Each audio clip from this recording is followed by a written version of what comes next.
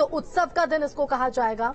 देखिए मुख्यमंत्री क्या कहते हैं ये देखना होगा। यहाँ पर विमोचन का कार्यक्रम भी है आशिमा, और बिल्कुल जैसा आपने कहा कि अयोध्या के लिए नहीं पूरे विश्व के लिए माना जाता है कि दिग्विजय रहे। सुनिए मुख्यमंत्री क्या कह रहे हैं, सुनिए जरा।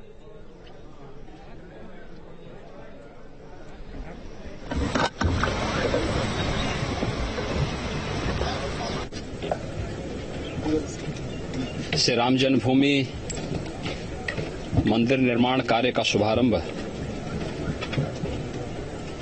लगभग 2 वर्ष पहले प्रधानमंत्री मोदी जी के कर कमलों से शुभारंभ हुआ और सफलतापूर्वक ये कार्यक्रम आगे बढ़ रहा है। आज ये हमारा सौभाग्य है कि श्री राम जन्मभूमि मंदिर के गर्भगृह में भी अब शिलाओं को व्यवस्थित रूप से रखने की जो शास्त्रीय परंपरा थी उसका आज यहाँ पर सफलतापूर्वक निर्वहन का कार्यक्रम पूज्य संतों और मंदिर निर्माण से जुड़े हुए न्यास के पदाधिकारियों की उपस्थिति में आज यह कार्य भी प्रारंभ हो चुका है। अब मंदिर निर्माण का कार्य द्रुत गति से आगे बढ़ेगा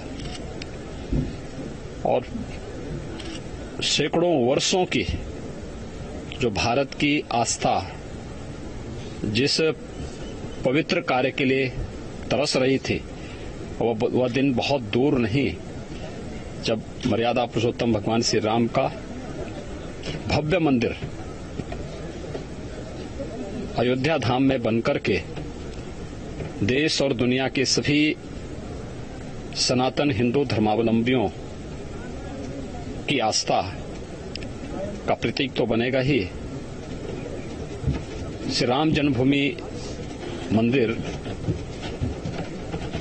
भारत का राष्ट्र मंदिर होगा। भारत की आस्था को सम्मान देने के साथ साथ भारत के एकात्मता का भी एक प्रतीक होगा। और आज इस कार्य में गर्भगृह में शिला पूजन के कार्यक्रम का सौभाग्य हम लोगों को प्राप्त हुआ है। मैं इसके लिए श्री राम जन्मभूमि मंदिर न्यास से जुड़े हुए सभी ट्रस्टियों को, सभी पदाधिकारियों को हृदय से इसके लिए धन्यवाद देता हूं। निर्माण कार्य से जुड़ी हुई जो कार्यदायी संस्थाएं हैं विगत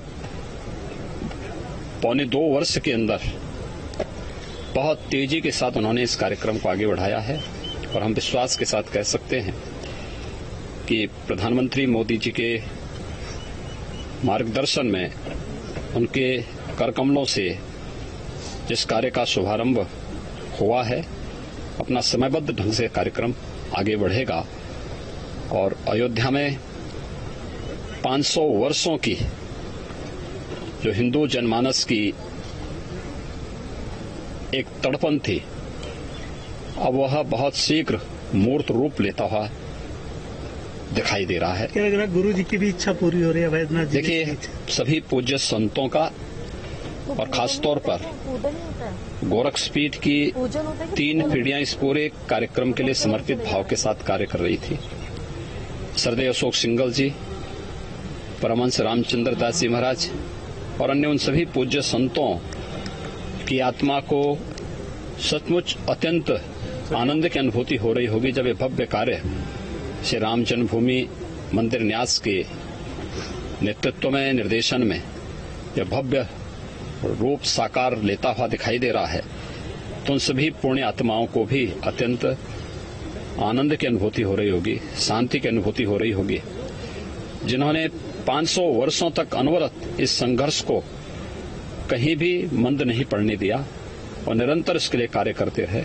और अंतिम निर्णायक जो अभियान प्रारंभ हुआ था श्रद्धेय अशोक सिंगल जी के नेतृत्व में, उनके सानिध्य में, पूज्य संतों के नेतृत्व में आज वह साकार रूप लेता हुआ यहाँ दिखाई दे रहा है। हम सब आभारी हैं प्रधानमंत्री मोदी जी के जिन्होंने इस कार्यक्रम का शुभारंभ किया था और आज गर्भगृह में भी शिला पूजन का कार्यक्रम रखते ही अब मंदिर निर्माण के कार्य को बहुत तेजी के साथ आगे बढ़ाने में मदद मिलेगी। जय श्री राम, जय श्री राम।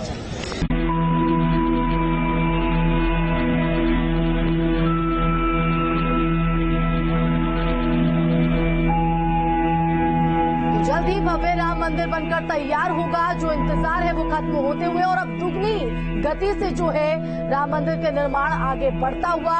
पहले चरण का जो काम है वो पूरा हो चुका है और उसके बाद अब दूसरे चरण यानी कि आज आधारशिला मुख्यमंत्री योगी आदित्यनाथ की तरफ से रखी गई। वो शिलापट जो राजस्थान से बुलाए गए, गुलाबी रंग का ये पत्थर बहुत ही खूबसूरत तरीके से इससे गर्भगृह का निर्माण यहाँ पर किया जाएगा और सीधे तौर पर उन लोगों को भी मुख्यमंत्री योगी आदित्यनाथ ने याद किया जिन्होंने 500 अरसे से इस लड़ाई को निरंतर जारी रखा।